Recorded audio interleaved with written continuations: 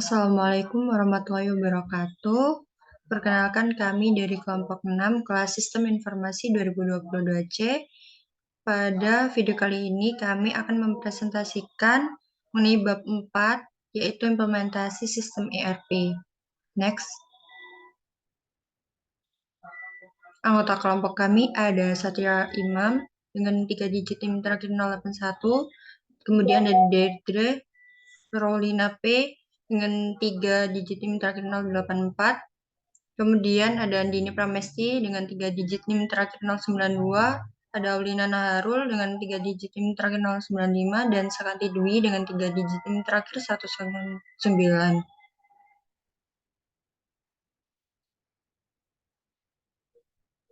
Agenda yang akan dibahas pada video kali ini ada tahapan implementasi sistem ERP, manfaat implementasi, prototype sistem, konversi sistem, permasalahan implementasi sistem ERP, kegagalan sistem ERP, dan strategi implementasi sistem ERP.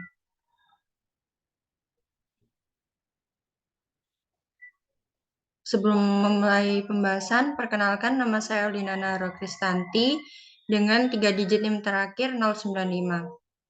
Untuk tahapan implementasi sistem ERP sendiri ada 5. Yang pertama ada tahapan perencanaan, yaitu pembentukan komite pengarah untuk menetapkan tujuan dan ruang lingkup proyek. Kemudian diidentifikasi masalah yang akan diselesaikan dan penentuan ruang lingkup proyek secara detail.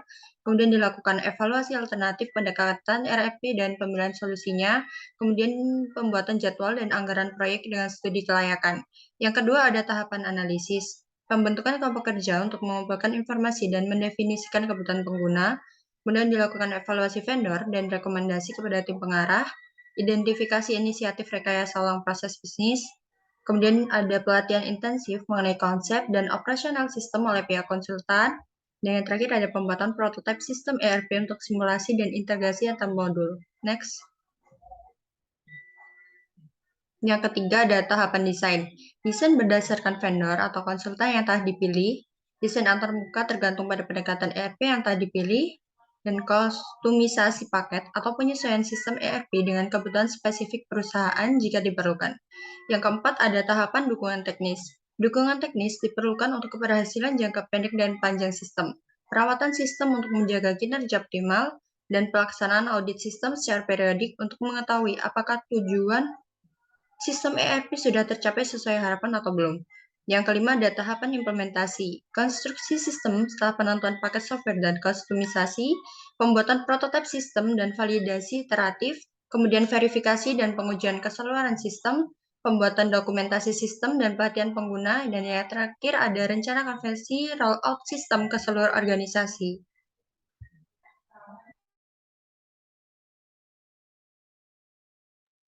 Baik, selanjutnya perkenalkan nama saya Andini Pramesti dengan digit NIM terakhir 092. Selanjutnya ada manfaat implementasi sistem ERP. Ada 2 yaitu manfaat vertikal dan manfaat horizontal. Manfaat vertikal yang pertama ada mendukung perencanaan strategis perusahaan, yang kedua membantu pengambilan keputusan strategis, yang ketiga meningkatkan daya saing bisnis.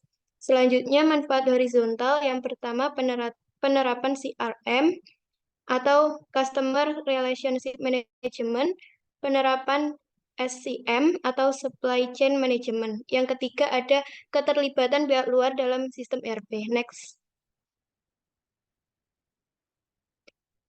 Elemen sistem ERP, yaitu yang pertama ada data, sumber data terintegrasi untuk seluruh perusahaan.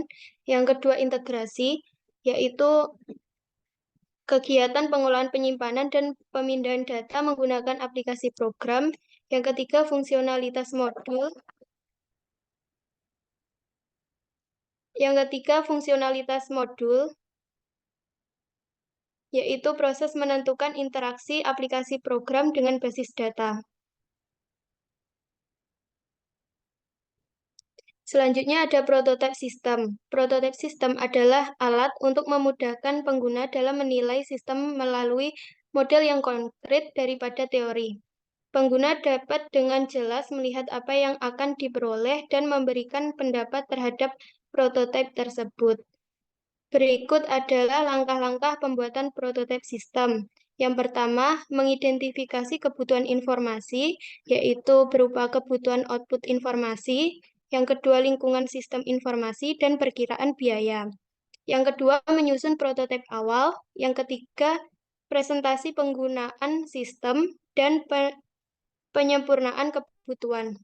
Selanjutnya, pengguna puas. Jika pengguna tidak puas, prototipe akan diperbaiki sesuai dengan umpan balik pengguna. Selanjutnya, prototipe telah diperbaiki. Prototipe yang telah diperbaiki akan dievaluasi berdasarkan umpan balik tadi. Jika pengguna sudah puas, prototipe dapat dioperasikan sesuai dengan kebutuhan. Next.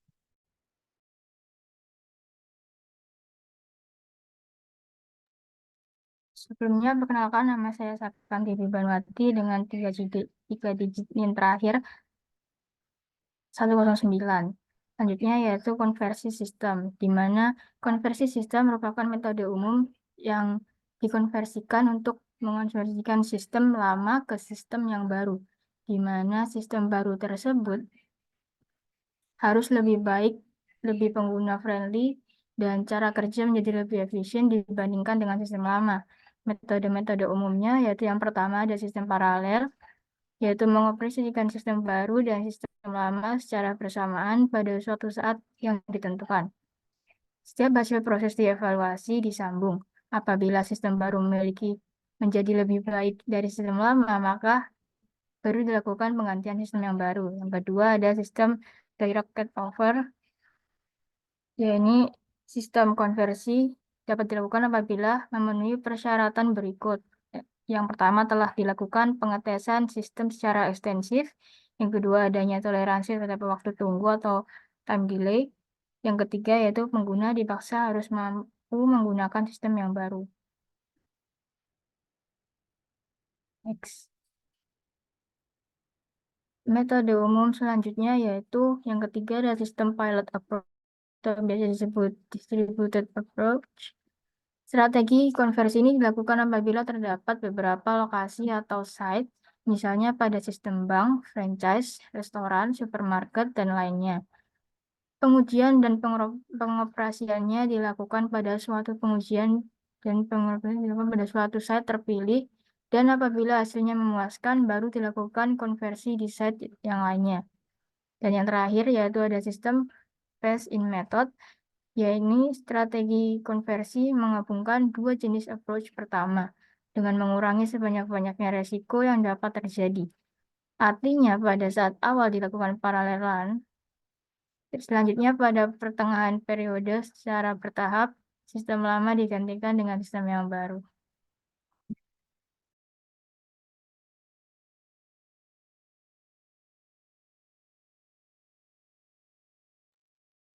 Baik, selanjutnya sebelumnya perkenalkan nama saya Satria Marifin dengan NIM 220512148081. Di sini saya akan menjelaskan tentang permasalahan implementasi ERP. Di sini dibagi menjadi 4. Yang pertama ada proyek implementasi adalah pekerjaan yang besar. Karena sebagai satu proses pengambilan keputusan sehingga akan melibatkan banyak orang dan bagian-bagian yang terlibat dalam perusahaan termasuk level manajemen. Yang kedua, proyek yang harus dikerjakan sendiri. Proyek implementasi sistem ERP harus dilakukan oleh orang internal yang memiliki tanggung jawab dalam keberhasilan proyek tersebut. Pihak luar atau konsultan hanya berperan sebagai pembantu dalam transfer pengetahuan. Orang internal yang akan mengimplementasikan modul sistem ERP juga akan menjadi pengguna sistem tersebut dalam pekerjaan sehari-hari. Yang ketiga, tidak dapat dijadikan sebagai prioritas utama. Implementasi sistem ERP sering terhambat karena kesibukan prioritas pekerjaan sehari-hari. Namun, keberhasilannya sangat tergantung pada dukungan dan komitmen penuh dari manajemen puncak. Respon negatif atau resistensi dari beberapa bagian perusahaan juga bisa menjadi tantangan. Lalu yang terakhir ada mensyaratkan agar orang yang mengerjakan tugas dengan cara yang berbeda. Implementasi sistem ERP sulit karena seringkali perusahaan gagal mengubah kebiasaan orang-orang yang terlibat. Meskipun aliran data cepat, tetapi akurasinya terganggu karena tidak sesuai dengan standar prosedur yang berlaku. Beberapa ahli bahkan menyebutkan bahwa implementasi ERP lebih sulit daripada membangun pabrik baru atau memasarkan produk baru. Next.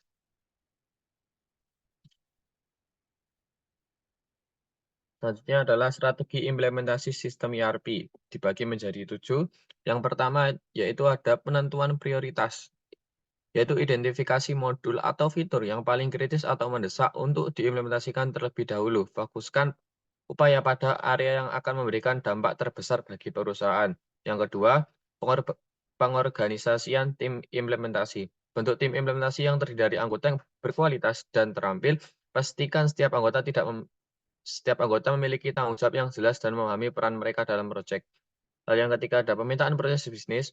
Lakukan pemetaan proses bisnis saat ini dan identifikasi area di mana sistem ERP dapat meningkatkan efisiensi dan produktivitas. Ini akan membantu dalam merancang solusi yang sesuai dengan kebutuhan perusahaan. Yang keempat adalah perencanaan rinci, yaitu membuat rencana implementasi yang rinci termasuk jadwal waktu, anggaran, sumber daya yang dibutuhkan, hingga langkah-langkah yang harus diambil untuk setiap tahap implementasi. Lalu yang kelima adalah pelatihan dan dukungan. Pastikan bahwa seluruh personel yang terlibat dalam penggunaan sistem ERP mendapatkan pelatihan yang memadai. Sediakan juga dukungan teknis dan bantuan kepada pengguna selama dan setelah implementasi. Lalu yang keenam, pengujian dan evaluasi. Lakukan pengujian menyeluruh terhadap sistem sebelum diterapkan secara penuh. Lakukan evaluasi secara berkala untuk memastikan bahwa sistem berfungsi sesuai dengan yang diharapkan. Hal yang terakhir adalah iterasi dan perbaikan. Bersikaplah fleksibel untuk melakukan perubahan atau penyesuaian saat diperlukan. Gunakan umpan balik dari pengguna dari hasil evaluasi untuk terus meningkatkan kemampuan sistem.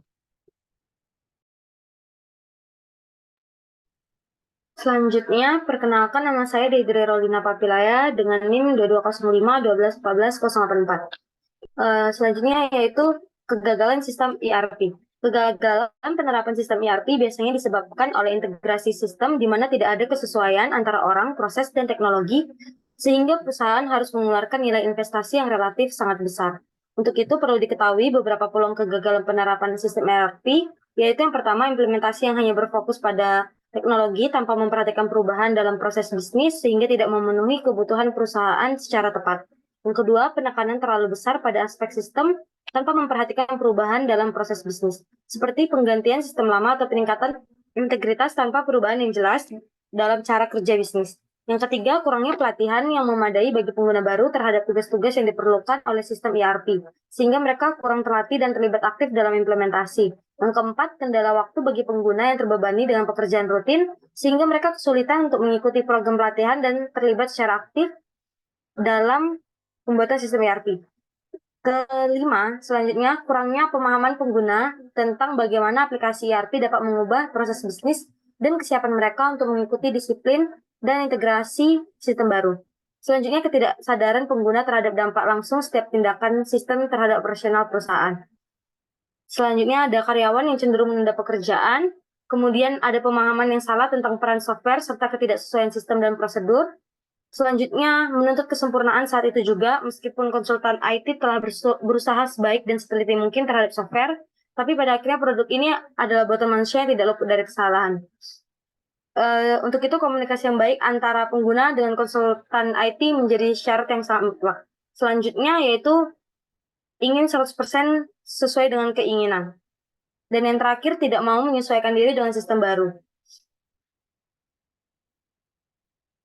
Secara umum, penyebab kegagalan utama dalam implementasi sistem ERP dapat dikelompokkan menjadi 3, yaitu yang pertama kurangnya komitmen dan kurang dukungan dari pihak top manajemen, kedua kurang matang dalam perencanaan dan proses manajemen, yang ketiga perubahan proses bisnis dalam proyek berlangsung.